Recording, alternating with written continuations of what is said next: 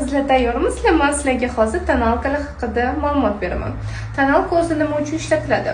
Bilasizmi, agar yuzingizni chiroyli va такой, как сказать, идеальный ton xohlaydiganlar uchun yoki yuzdagi ozgina несовершенствоlarni, kojadagi ozgina nedostatkalarni bekitish uchun ko'pchilik tonalniy krem ishlatadi.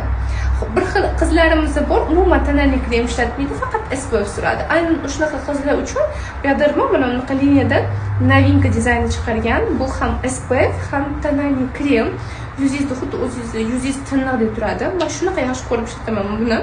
Buni teksturasicha qizlar, men yaxshi ko'radigan tonalkam bilan shunaqa zo'r chiqqan, bir xil desa ham bo'ladi.